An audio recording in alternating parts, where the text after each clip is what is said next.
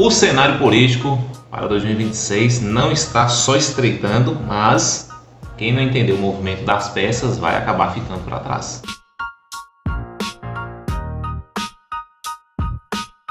Eu sou Rafael Ferreira e hoje nós vamos conversar um pouco sobre o cenário político do norte de Minas e por que tem tanta gente de olho na nossa região. A política norte-mineira em 2026 já está acirrada, pegando fogo, mas antes de continuarmos com a matéria, eu quero mandar um alô especial para a galera do grupo A Voz das Comunidades, principalmente aquela turma que interage, conversa, forma opinião, gera debates. Maurizano Gonçalves, Alailton Baiano. Alailton, Marlon mandou um abraço para você e diz que vai ir aí em Contagem tirar umas fotos também, beleza? Lucas, Eduardo, Guilherme Gonçalves, Alexandre Guerreiro, grande radialista e comunicador da nossa região. Abraço para todos vocês aí. Daqui a pouco eu chego aí no grupo para a gente conversar, beleza? Pessoal, olha só, o cenário político 2026 aqui no norte de Minas tá bastante acirrado. Tem os veteranos que vão tentar a reeleição, já tem aqueles caciques que querem retornar a um protagonismo e também tem os novatos que estão chegando. Alguns são fenômenos, outros estão ainda na luta para alcançar uma certa posição, mas o que importa é que toda essa projeção dessa estrutura da política 2026 tá igual a corrida maluca. Dick Vigarista coloca uma placa de ferro para ocasionar mais problemas, mas não funcionou muito bem. A corrida está acirrada. Quem é o Dick Vigarista? Olha a treta, acabou de sair, como bem disse o Will Nunes, grande Will Nunes, colunista da nossa região, sempre atualizando o que acontece nos bastidores da política local. E ele já havia, como ele bem diz também, cantado a pedra antes, informando sobre a situação aí do União Brasil, do PL, e acabou de sair a notícia aqui, ele já compartilhou em seu podcast de que o delegado Marcelo de Freitas acaba de deixar a presidência do União Brasil. Rafael, e o que isso significa? Significa, gente, que política não tem coincidência, não tem acaso, tem articulação, tem métricas, tem dados, tem cálculos, tem estratégia.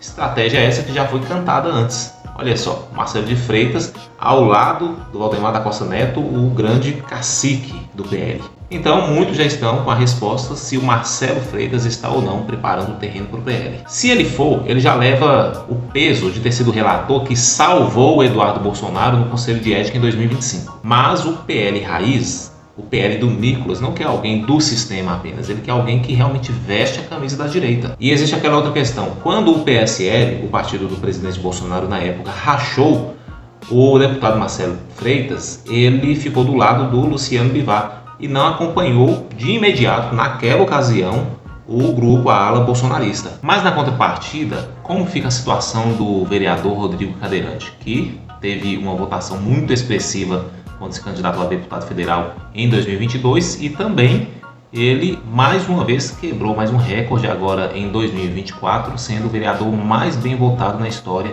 de Montes Claros. E agora entrou a questão, que inclusive também foi um dos temas mais debatidos ontem no grupo A Voz das Comunidades.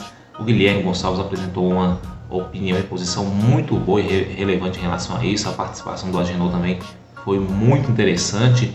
E ela é basicamente a seguinte: na visão de alguns, se o Rodrigo Cadeirante continuar no União Brasil, ele não partir para um partido que possa proporcionar a ele uma votação mais expressiva da que ele teve em 2022, e nós vimos aí essa proximidade, para não dizer articulação, entre o Marcelo Freitas e o Valdemar da Costa Neto, talvez o Rodrigo permanecendo no União Brasil, ele acabe sendo fritado internamente para não atrapalhar os caciques. E a conversa foi basicamente unânime. O Rodrigo partindo para o PL, ele não terá somente a influência da sua própria representatividade, mas também o peso da influência do deputado Nicolas Ferreira, que é a grande joia do PL. Rodrigo, eu vou te dar uma dica. Se você ir para o PL, e eu acredito que isso vai acabar acontecendo, nós já vimos essa proximidade entre o Marcelo e o Valdemar, você corre o risco de ser um dos deputados mais bem votados, não só do norte de Minas, mas também de todo o estado. Mas se continuar como estadual no União Brasil, aí a história é outra. E os veteranos, hein? Carlos Pimenta assumiu uma vaga na Assembleia Legislativa e está dentro desse jogo, dentro desse tabuleiro de xadrez. Gil Pereira continua nessa corrida também, focando muito na pauta da energia solar. Concorrência, viu, Fábio? E a doutora Laís Santiago, médica e filha do deputado Agnes Santiago, que está chegando também, marcando presença nessa corrida pelo pleito 2026. Tem outros nomes ainda, César Emílio, Pedro Braga, que já estão de olho em toda a região norte mineira. E para surpresa de ninguém, Eduardo Cunha já anunciou oficialmente que está vindo para a Federal em 2026 e já está começando a caminhar aí pelas cidades e pelas comunidades. Janaúba, Januário, Pirapora, Almenara vai focar muito no impeachment de Dilma Rousseff,